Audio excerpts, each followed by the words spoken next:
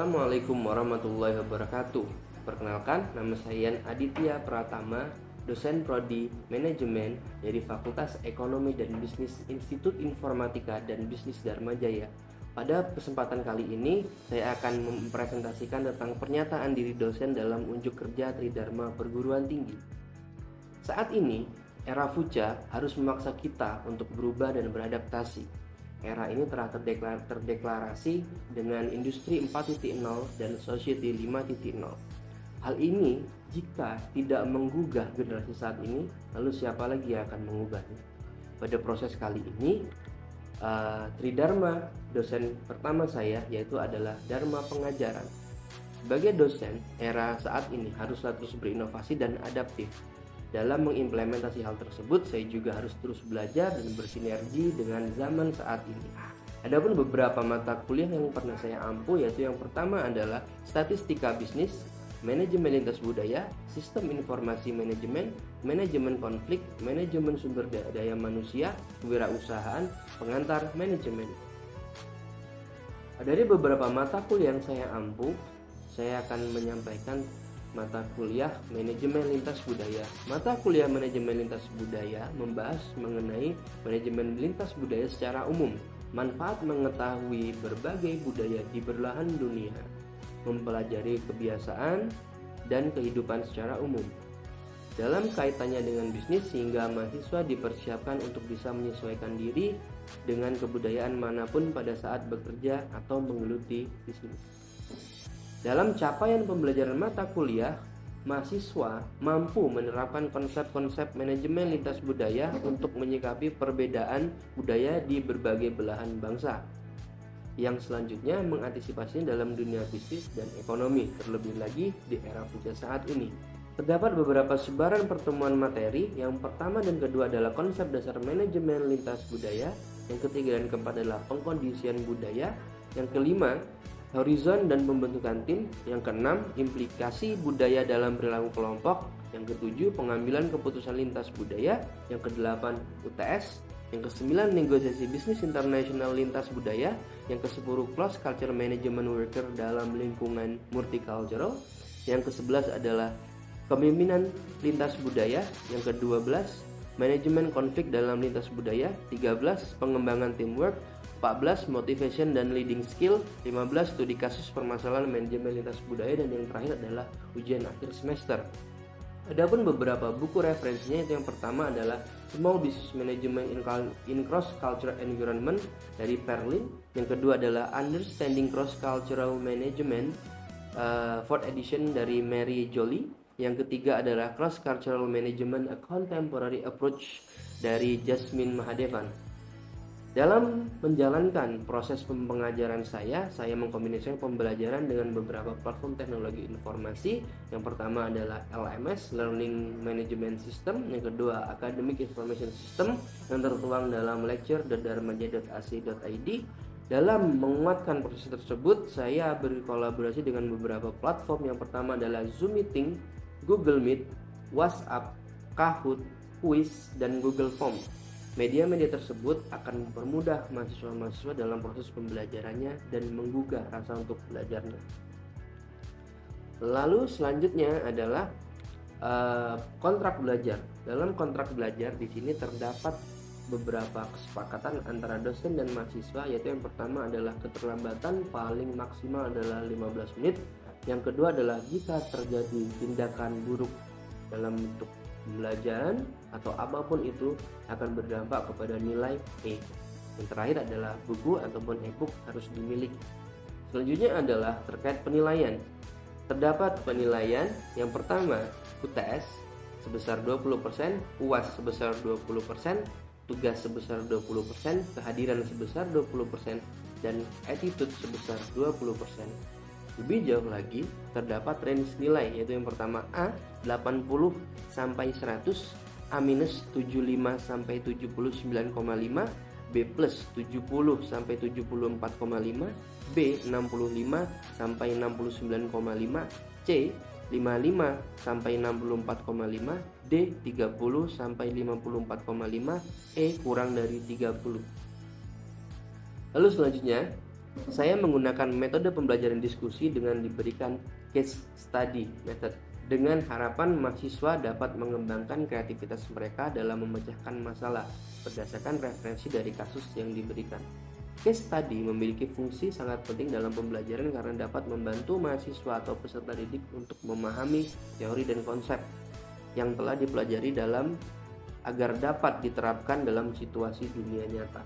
Dengan menggunakan studi kasus, mahasiswa dapat belajar dari pengalaman orang lain dan mengaplikasikannya dalam pengalaman mereka sendiri.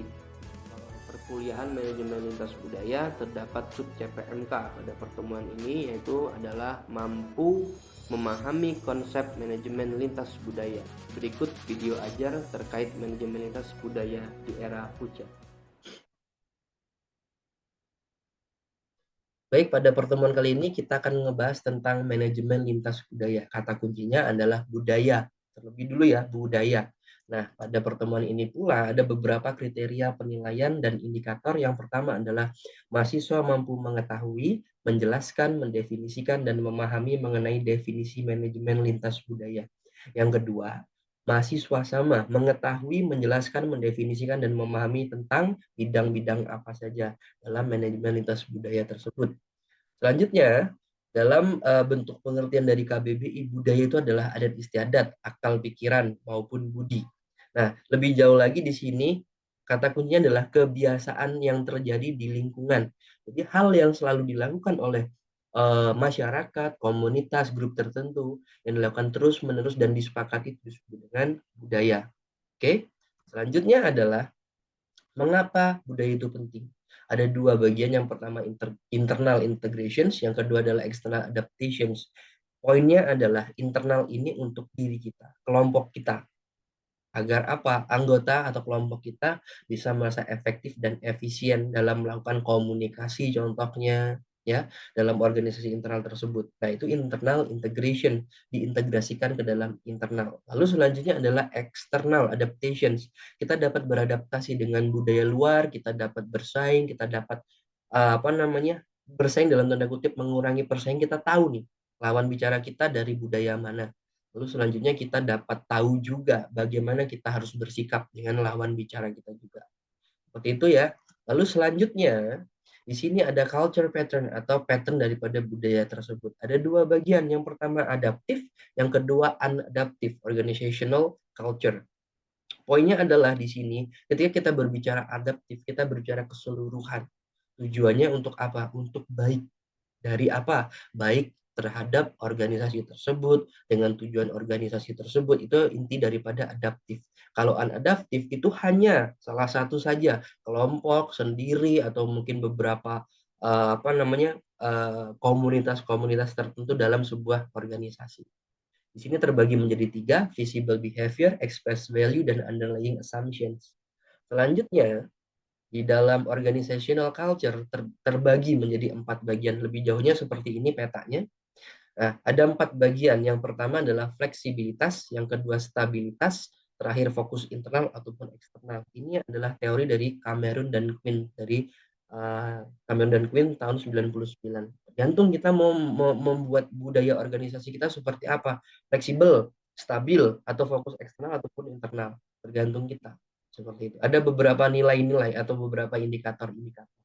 Seperti contoh di sini budaya klan. Budaya klan di sini kooperatif, bijaksana dalam persetujuan, keadilan, dan selanjutnya adalah kesederhanaan sosial. Di sini berdampingan dengan adaptabilitas, yaitu nilai-nilainya adalah nilai kreatif, sering eksperimen, mengambil resiko, otonomi, dan responsibilitas. Karena di sini orang saling itu disebut dengan fleksibilitas. Jika kita turun ke bawah ke stabil, kita butuh budaya yang birokratis dan budaya yang achievement. Birokratis ini kita mencapai ekonomi, formalitas, rasionalisasi, ya, atau rasionalitas, keteraturan, dan kepatuhan. Disusul dengan budaya achievementnya, kompetisi, kesempurnaan, agresivitas, dan inisiatif, ya, inisiatif personal dan ketekunan. Atau terbagi lagi menjadi internal ataupun eksternal. Sama dalam pemilihan indikator ini karena seperti itu. Lalu selanjutnya di sini, nah kita bicara budaya, kita bicara lintas, antar lintas budaya di sini. Ini lebih lintas lagi, yaitu era Fucha. Era Fucha ini adalah terindikasi, terdeklarasi lah, bukan indikasi lagi, terdeklarasi dengan adanya industri 4.0 dan society 5.0. Bayangkan di sini, ya, di sini kita sudah masuk ke era society 5.0, di mana kita masuk. Selamat datang Pak Yana Ditya dalam materi perkuliahan sekian, materi sekian, materinya tentang ini, kurang pertemuannya sekian lagi. Jika itu terjadi, ya kita akan terbantu lagi. Sekarang sudah muncul banget yang namanya AI contohnya, ya. Kita tinggal searching aja di Google, seluruhnya akan muncul, ya. Tapi kita harus bijak. Nah, dalam sebutan itu ada yang disebut dengan internet sehat. Dalam internet sehat pun dalam dunia fucha itu sangat penting. Jadi kita nggak bisa ngasal ngambil sampel, kita harus uji dulu. Nah, itulah fungsi daripada adaptasi di era fucha. Poinnya adalah adaptasi. Dari adaptasi kita akan membandingkan dengan kegiatan-kegiatan sebelumnya, ya, itu akan memunculkan hasil-hasil yang inovatif. Nah, dalam dunia fucha di sini dijelentrehkan lagi, dijelaskan lagi. Pertama ada velocity, yang kedua ada uncertainty, yang ketiga ada complexity, yang terakhir adalah ambiguity. Pokoknya semuanya adalah ketidakjelasan. Tapi di bagian bawah, ya, di bagian bawah adalah cara bagaimana kita beradaptasi. Velocity.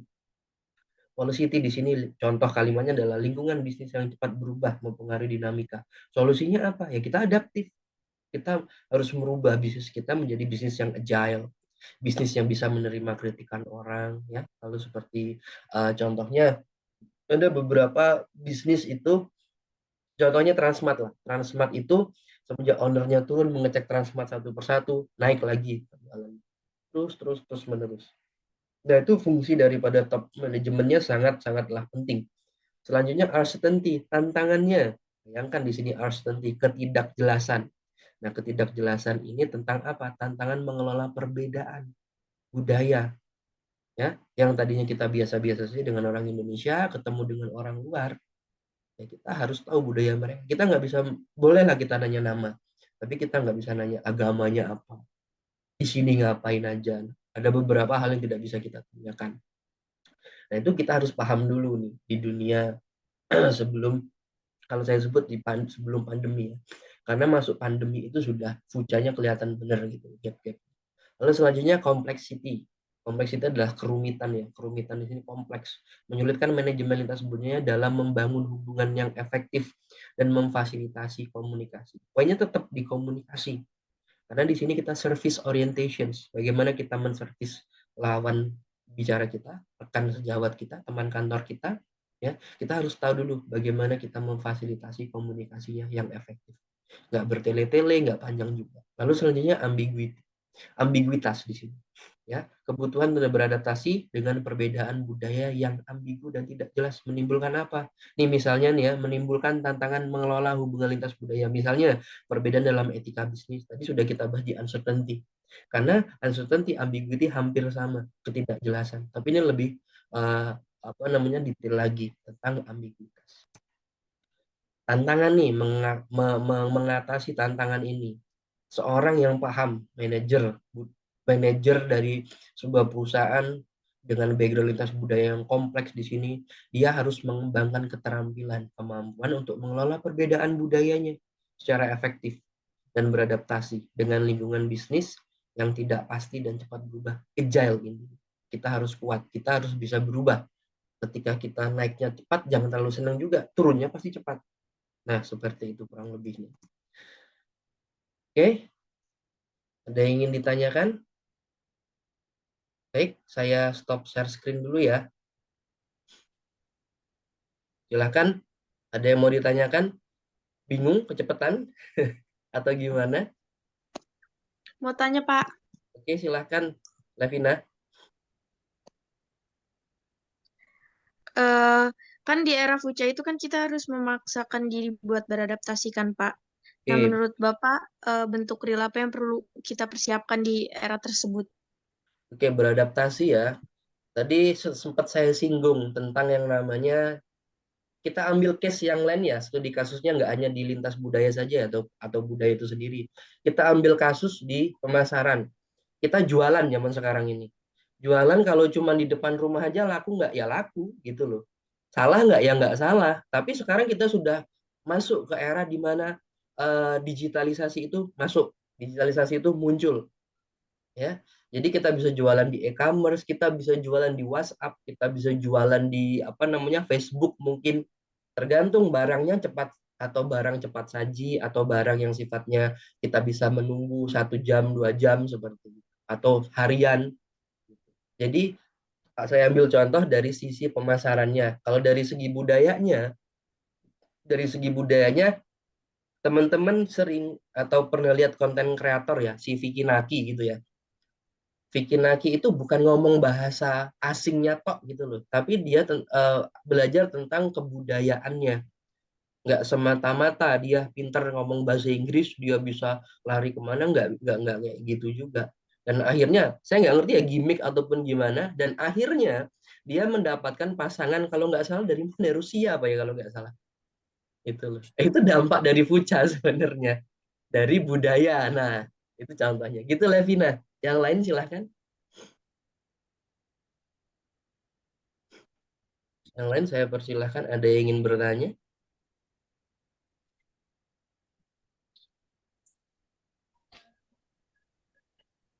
Halo? Saya Pak, Iya, Rahma, silahkan. pandemi itu kan membuat kita menjadi lebih adaptif dan inovatif dalam menjalankannya ya. Oke. Bagaimana agar dapat berkolaborasi dalam budaya yang di era saat ini? Oke, pandemi ya, kebudayaan. Em, Kebudayaan open camp, contohnya kebudayaan open camp, ya. Kebudayaan open camp itu muncul ketika COVID sebenarnya. Tapi kalau kita tarik mundur di beberapa tahun yang lalu, di luar negeri itu udah mulai webinar lama sebenarnya. Indonesia kena COVID tahun 2020 memaksa sekolahan SD ya, SD, SMP, SMA sampai kuliah itu dia memaksa ya, dalam tanda kutip memaksa tapi dalam tujuan positif, memaksa kita untuk beradaptasi. Kayak contoh nih kayak gini, etikanya kita akan memindahkan etika kita secara fisik ke dalam digital. Kita ngobrol itu tatap muka, betul ya? Nah, bagaimana dengan tatap maya? Tatap maya itu harus open cam, tapi nggak bisa juga dipaksakan loh. Kok gimana sih Pak yang bener tuh? Kayak gitu loh. Ya sekarang kan sinyal belum tentu full signal, ya.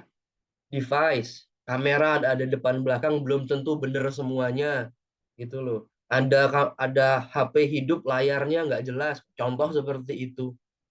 Kita nggak bisa Di memaksa. ujung jalan. Halo. Oke, terima kasih Irfan. Suaranya bagus sekali. Oh, Eh, maaf Pak. iya, Maaf nggak Pak. apa-apa. Saya Iya lanjutkan Pak. lagi ya. Nah, contoh open cam tadi ya. Jadi ketika kita sudah masuk ke pasca pandemi, kita sudah dalam tanda kutip ya, jarang. Tapi kita bisa nggak menggunakan platform Zoom, menggunakan platform Google Meet contohnya? Masih bisa. Karena kita sudah beradaptasi. Bayangkan yang nggak beradaptasi loh. Sudah tahu sinyalnya bagus, dia nggak mau beradaptasi. Ya sudah, wassalam. Dia agak susah untuk berkembang. Itu gampangnya aja. Open cam, miking contohnya. Ya, kita ingin bertanya sama halnya kayak gini. Ketika saya ingin ke kamar mandi, saya angkat tangan dulu, baru diri. Bukan utuk-utuk langsung ketemu saya, Pak, mau ke kamar mandi, nggak bisa. Online pun ada caranya seperti itu. Begitu ya. Baik, kolom chat sekarang sudah saya buka. Ya, tadi saya batasin 2 pertanyaan. Nanti kalau ada pertanyaan lagi bisa masukkan ke kolom. Nanti akan saya apa namanya? Akan saya rekap ya. Akan saya rekap. Nanti akan saya absen dari situ. Absen ya. Saya cek yang nggak hadir. Ya, absen itu kan nggak hadir gitu ya. Yang hadir-hadir nanti saya cek di situ. Nanti silahkan teman-teman di sini. Saya udah buka kolom chatnya. Silahkan tulis apa yang sudah kalian pelajarin pada pertemuan kali ini. Silakan saya berikan waktu 2 menit cukup ya. Silakan, waktu dan tempat saya persilakan. Silakan ketik di kolom chat.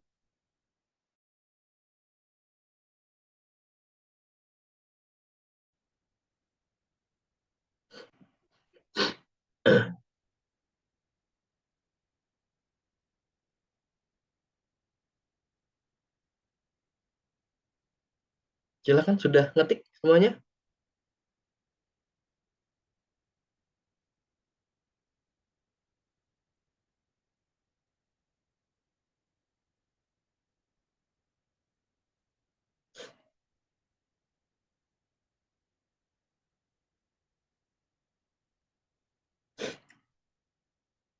Oke, Aldi, pentingnya beradaptasi dengan budaya digital. Baik, terima kasih Aldi. Yang lain?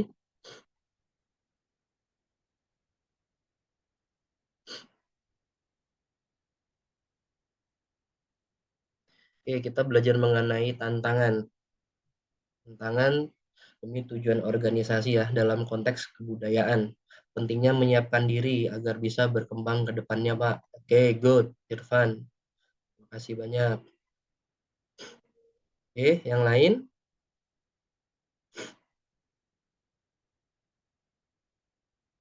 Baik, sambil menunggu saya tutup dulu kolom chatnya. Saya akan share screen kan di bagian sini ya, baca. Nah, ada assessment di sini ya. Baiklah, yang pertama adalah carilah perusahaan. Ya, saya ulangin lagi, carilah perusahaan multinasional di kanal Google, YouTube, dan lain sebagainya. Oke, untuk apa? Untuk kalian amatin dan kalian kaji, buatlah resume. Seperti contoh nih, di perusahaan Unilever. Unilever tuh di Indonesia, Unilever Indonesia itu asalnya mana aja penduduknya. Sedapat kalian, nanti kita diskusikan ketika kita ketemu ya. Lalu di sini dikumpulkan dalam bentuk presentasi, ya, diupload di YouTube, atau bisa presentasi langsung. Ya, nanti maksimal pengerjaan adalah 3 kali 24 jam, berarti kurang lebih 3 hari. Itu. Baik, di sini ada Levina ya terakhir, era Fucha merupakan perubahan era cepat. Oke.